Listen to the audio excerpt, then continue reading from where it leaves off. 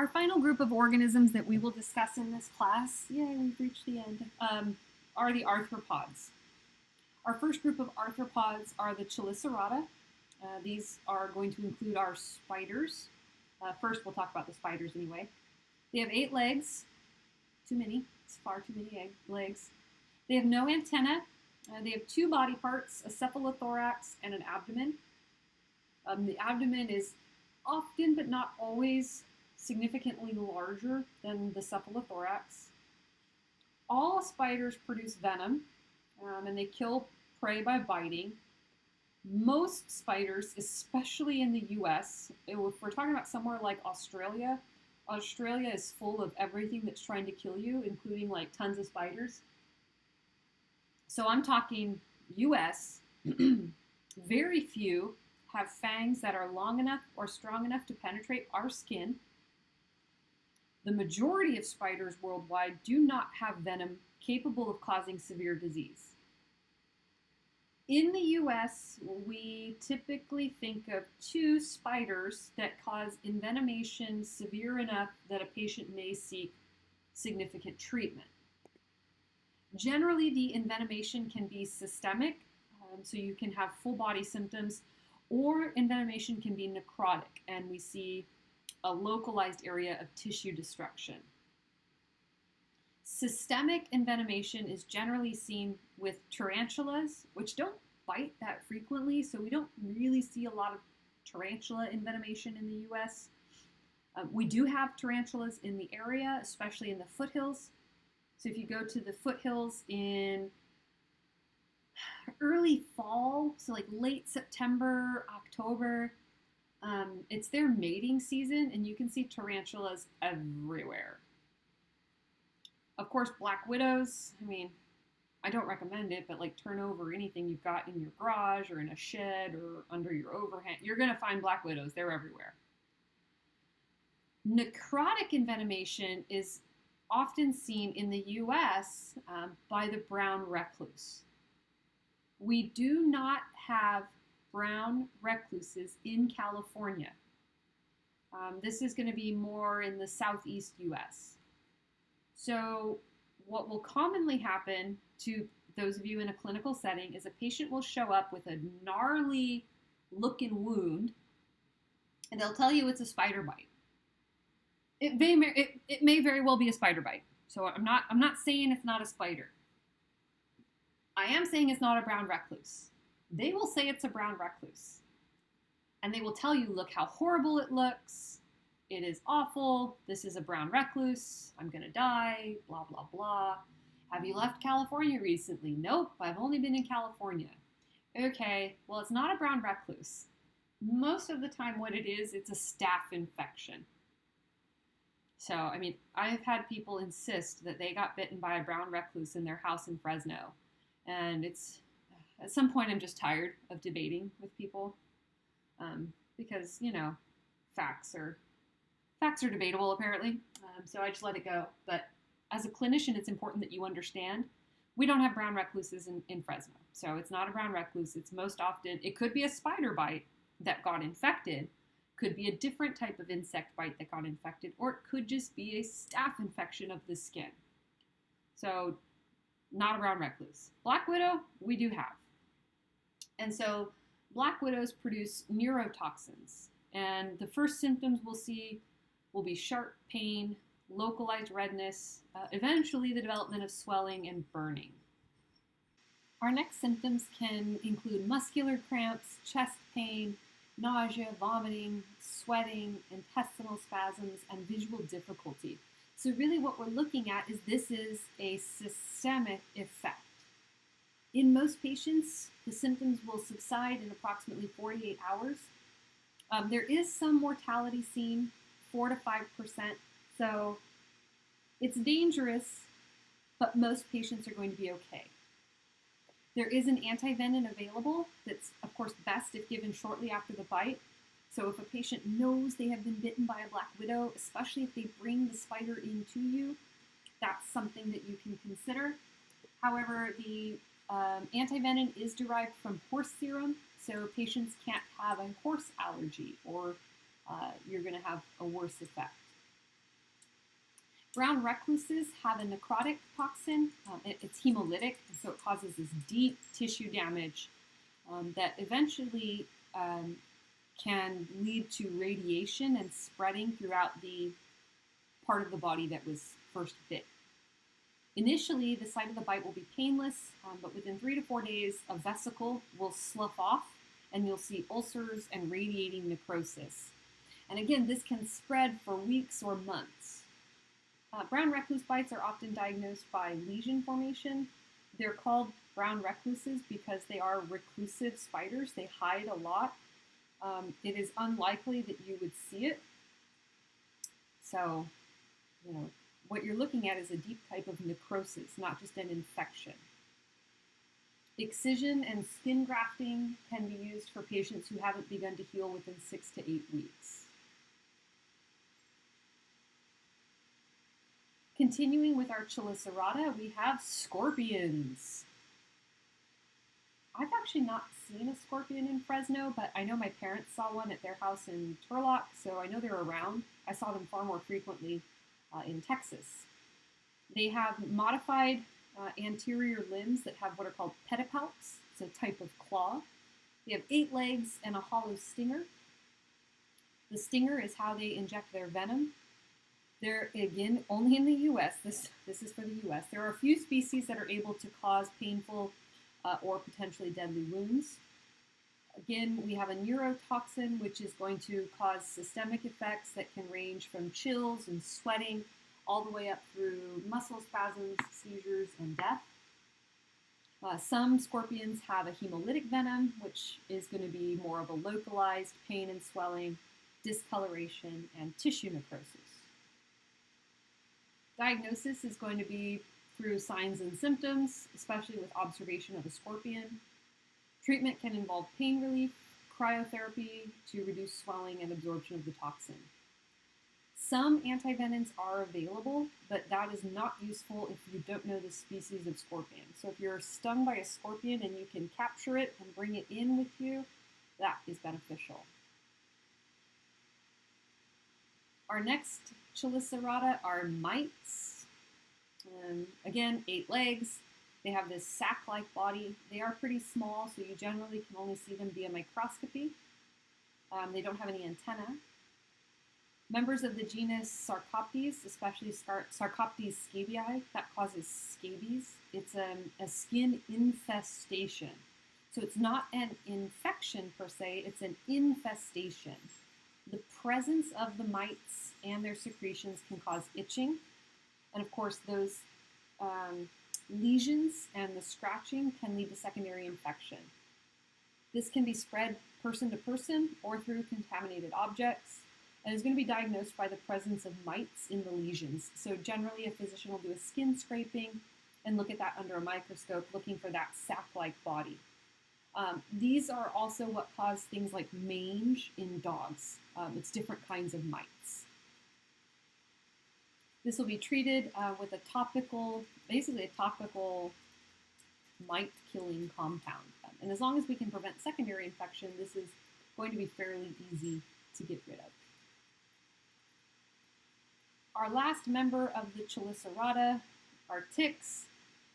We don't often think of ticks as being a huge problem just because you got bit by a tick, unlike something like a spider or a mite that can cause really bad itching and infestation. We generally think of ticks as being disease vectors. Ticks have 2 body parts, that cephalothorax and the abdomen. This is a hard tick where the abdomen is not terribly large. This is an engorged soft tick, which is absolutely huge. They have 8 legs, a 4-stage life cycle, egg, larvae, nymph, and adult. They are all blood-sucking ectoparasites. In some situations, an animal can be so infested with ticks that it can actually cause anemia and lead to death of the animal. There are some ticks that are invasive in the U.S. that have been found on the East Coast that, it's like tens of thousands of ticks on an animal that causes it to die of blood loss. But in humans, we tend to think of them more as being important in disease transmission. However, there is a manifestation, some sort of reaction to their saliva called tick paralysis. And that can be reversed by simple removal of the tick. I heard of one situation where it was a dog, and the parents of the dog thought that the dog was dying, right? So they took him to the vet, and they were going to have him put down because he just seemed like he was declining so much. And the vet kind of took a look at him and said, do you mind if I run a couple more tests before we put him down? Because he'd been so healthy, and the pet parents said, sure, go ahead and do it. And it turned out that the dog had an attached tick. So the vet removed the tick, and overnight the dog's recovery was almost 100%, and the dog did not need to be put down. So tick paralysis is something to be cognizant of. One of the other things we're starting to see with ticks following tick bites, especially in the Midwest, is the development of meat allergies. So some patients after a tick bite develop an allergy to red meat. So they can still eat poultry and fish, but they can no longer eat meat that came from a mammal. So if you like to eat meat, that's a unfortunate consequence for you of a potential tick bite. We'll spend the last part of this section talking about our hexapods, which are our insects. They are the largest and most important class of arthropods, and they actually contain 70% of known animal species. They have 3 body parts: a head, a thorax, and an abdomen. Most often they have 1 pair of antennae. They have 3 pairs of legs, which is why they are hexapoda. And they can have anywhere from 0 to 2 pairs of wings. So they can have 0, 2, or 4 wings total. They can serve as vectors for disease, and they can cause envenomation. The first order of insects we'll talk about are the Diptera. So Diptera, they have 2 wings, so they have a single pair of wings. And many of them have modifications to their mouth parts that allow them to pierce skin. So our dipterans are going to include mosquitoes, sandflies, black flies, tsetse flies, all of which serve as vectors for numerous different diseases. Other flies also belong to the dipterans. Horseflies and deer flies generally attack animals. They can serve as mechanical vectors, meaning they will walk on something that contains bacteria or parasites and then walk on something else, infecting you, or they can bite and leave deep wounds. The muscoid flies will include our house flies, which don't bite, but they do serve as mechanical vectors, and our tsetse flies, which do serve as a vector, especially for what we talked about was Trypanosoma brucei, or African sleeping sickness. And this is a picture of a really gross manifestation of a fly infestation. Myiasis-causing flies have maggots that live parasitically in humans. These are bot flies. And so I don't know why, but entomologists are really weird people, and they consider it almost like a badge of honor to have raised a bot fly. So that's what this guy has right here on his head. It's not a very clear picture, which is good because it's super gross. But a bot fly.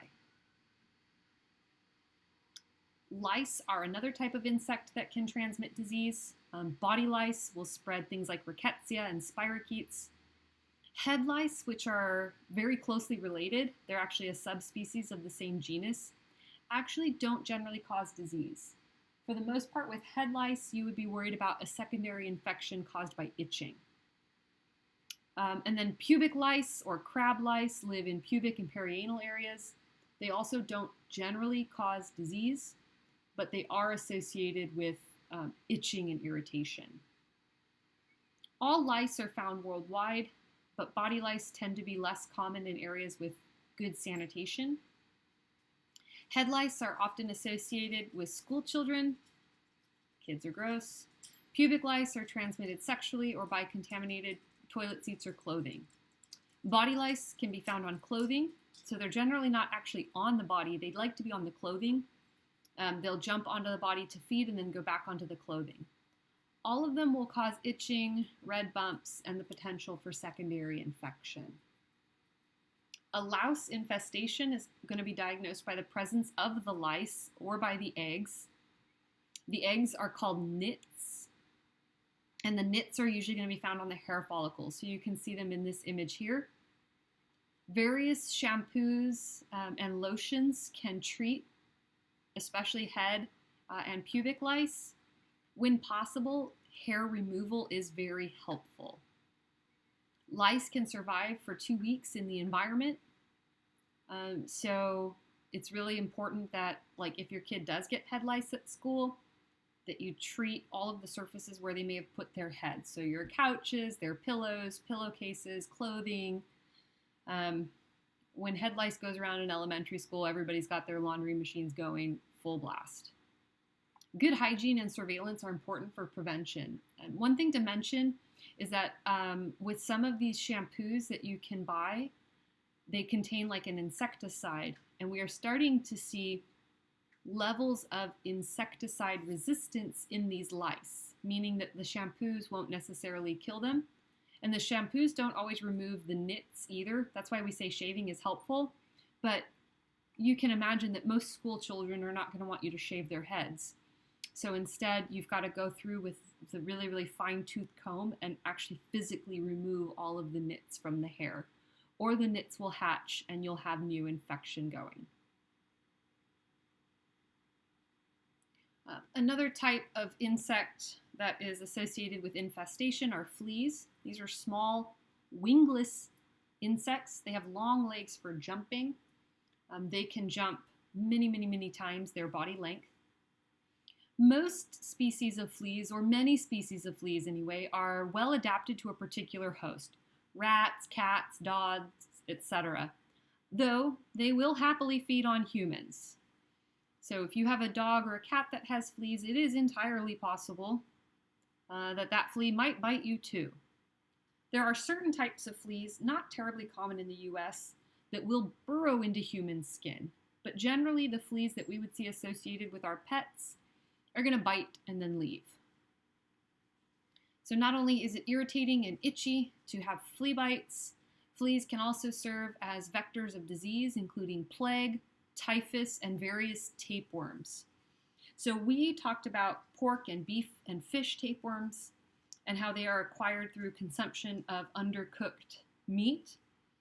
But in animals like puppies and kittens, which don't actually eat meat yet, they most often will get tapeworms because of a flea bite. So the flea will have one of the larval stages, and when they bite the puppy or the kitten, the larval stage will migrate through the circulatory system to the intestines where the tapeworm will develop. You'll have itchy red bumps either on your pet or yourself, whoever is unlucky, and you can often see the fleas. There are lots of commercially available insecticides and preventatives, but just like with lice, we are starting to see the emergence of resistance in fleas. In fact, a few years ago, one of my cats was just itching like crazy, and I took him to the vet, and she said, well, he's probably got fleas. And I said, there's no way he has fleas because I have him on Frontline. I give him Frontline like every month. I follow the instructions to the T. And she goes, oh, in Fresno, fleas are Frontline resistant. I went, oh, cool. And so she took her little flea comb right down the back of my cat, pulled out a flea, and she said, yeah, you need a different flea preventative. I was like, okay, cool. So I got a different one because he was very allergic to the flea bites. They irritated him a lot. And I thought Frontline worked, and Frontline didn't work. So it's important to continue to monitor your pets, even if you are giving them a preventative, because we are seeing resistance in some of these insects.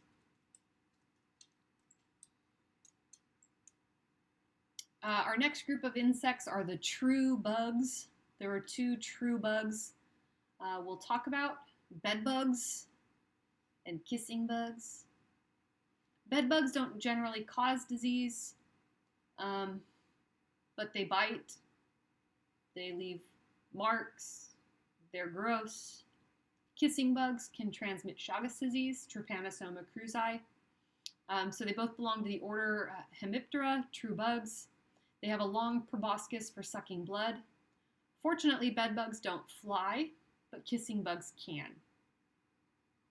Both of these bugs are nocturnal, and they feed on most mammals. And so when I'm using the term bugs, that is actually the technical term for the group of insects that belongs to this order.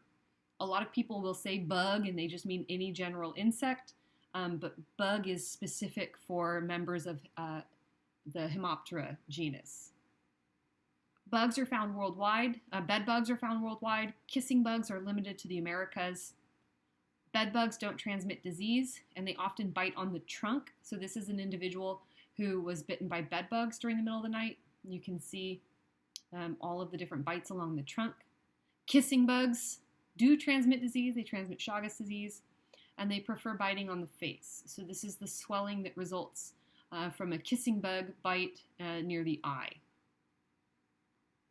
With bed bugs, really what you're worried about, besides the fact that they gross you out and they bite you in the middle of the night, repeated exposure can lead to anaphylaxis. What you would do for a patient who has bed bug bites is give them topical pain and itch relief. Bed bugs are apparently very, very hard to get rid of. It can involve really like a lot of insecticides, but also if your like house or apartment has bed bugs, they usually have to seal up the whole house or the whole apartment, raise the temperature to like 140 degrees before the bed bugs will finally die. It can cost thousands of dollars to get rid of bed bugs. And of course, bed bugs are also becoming resistant to certain insecticides. Our final group of insects are the Hymenoptera.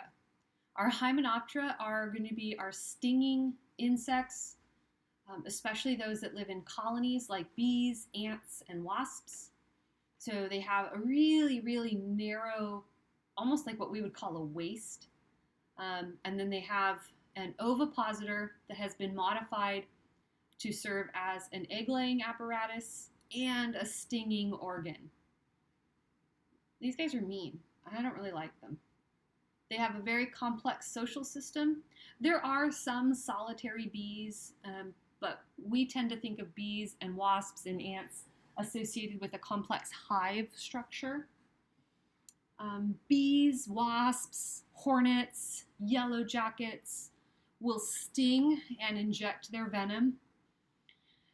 Most bees, like a honeybee, is going to be a one and done. They sting, and when they sting and pull away, it actually rips apart part of their abdomen, and so the bee will die. And if you've ever been stung by a bee, you can actually still see the stinger and the venom sac, and the venom sac like pulses and it still injects you with venom. I had never, ever, ever been stung by a bee before until like a couple of months ago, and I was surprised how much it hurt. And I'm like, ow, and I could feel the pulsing of pain every time the venom sac contracted and injected more venom into my arm. It was horrible. So that was only one. Wasps, hornets, and yellow jackets will come back for more. They can sting multiple times. And fire ants, which are the bane of my existence, they are very, very common in South Texas. We do have them in the valley. They will, this is a fire ant, they will bite with their strong mandibles, and then they'll lift up and sting, sting, sting, sting, sting. So I've actually seen one biting my toe and then repeatedly stinging my toe.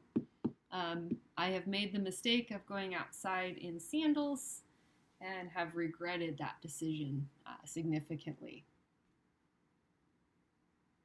Anywhere from 50 to 100 people in the US die annually from a reaction to stings, most common from honeybees. Toxic reactions, though, can occur with as few as 10 stings. So if you disrupt a hive, even if you're not allergic, the number of stings, the amount of venom, can lead to death.